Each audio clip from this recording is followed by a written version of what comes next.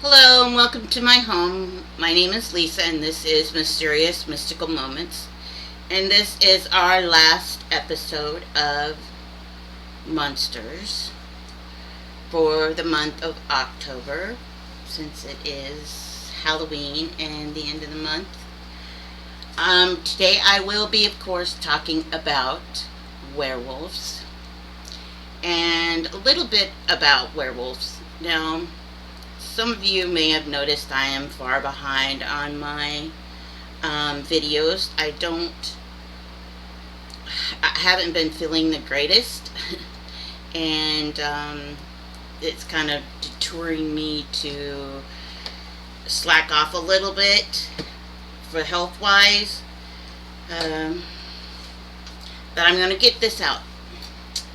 So you may get two for a Saturday. Okay? Werewolves are kind of like big wolves, more or less. Human, half wolf. And where it started was a Lycan, a man named Lycan, or a god named Lycan.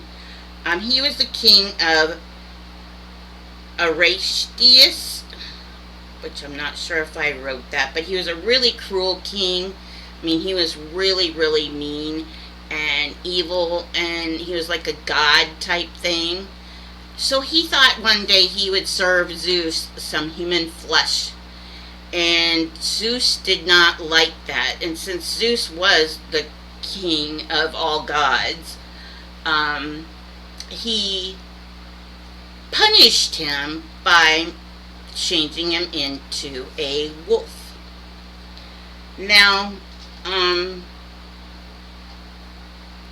Zeus did not like I said, did not like being tricked, and so he changed him into changed Lycan into a wolf.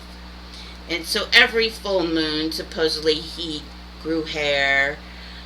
He changed into a werewolf, a curse, as you would say, and that is how werewolves more or less kind of got their backstory line. Now, lycanthropy is a real form of an illness that is, it's like a shapeshifter type thing, supposedly, but the real form of it is it's excessive hair.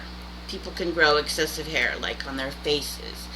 Their entire body is covered in hair, so it's a part of lycanthropy in real life. Now, of course, we've all heard of the gypsy foretelling the werewolves, curse of the werewolf.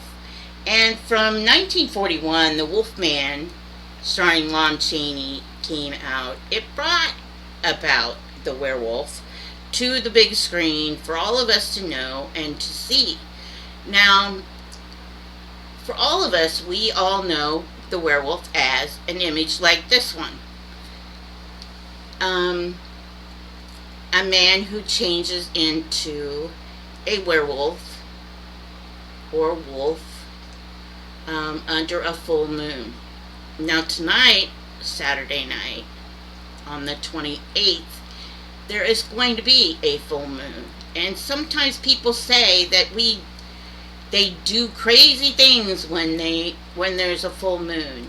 And that's a part of the werewolf theory. The werewolf theory is you turn into an animal and you go crazy and you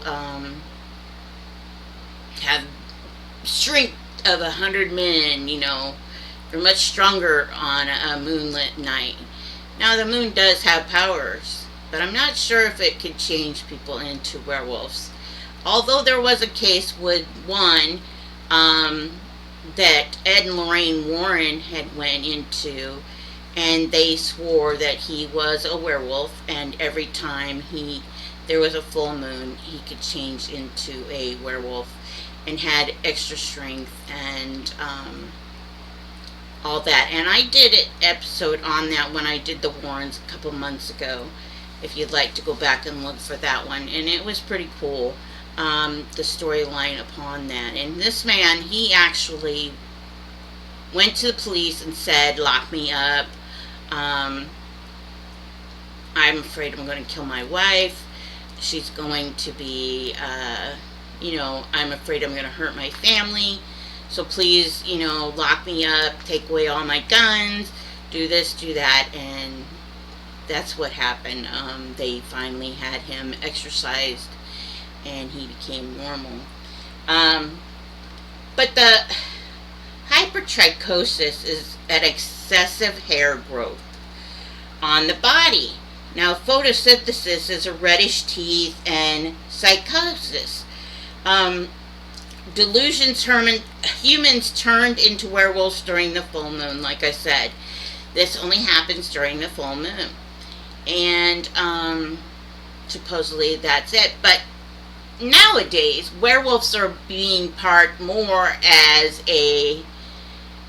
through the Twilight Saga, through movies, calm, kind werewolves, through Hotel Transylvania with Adam Sandler as the cartoon, as the werewolf with all the puppies, and more into not being the ferocious, vicious werewolf that we had seen throughout history. Werewolves are supposedly the only thing that could kill a vampire, other than the sun and a wooden stake to the heart. Now, the only way to kill a werewolf is silver bullet, of course, and that's what they say is the silver bullet to the heart, or silver bullet can kill them. Silver, I mean, you could blow them up and they come back to life, just like in the Monster Squad. But the only thing we really know about werewolves, is through the movies, and that started in 1941 with Lon Chaney playing the Wolfman. Till now, all the way up to Monster High and Monster High 2, where they go to high school and it's a normal part of life, and the Twilight Saga, and working together with vampires and things like that. So a gypsy could foretell if someone who had the lichen symbols and the lichen, the werewolf, the Lon Chaney, the Wolfman. And if you get a chance, you should watch some werewolf movies. They have a ton of them. I know around Halloween that I always have to watch A Werewolf in London, and I usually watch, of course, The Underworld has a werewolf and vampires in it, and the Twilight Saga usually has, or had, werewolves and vampires together. And usually most of the vampire movies that I have watched have werewolves in them, because they either they coincide together, or they fight each other. So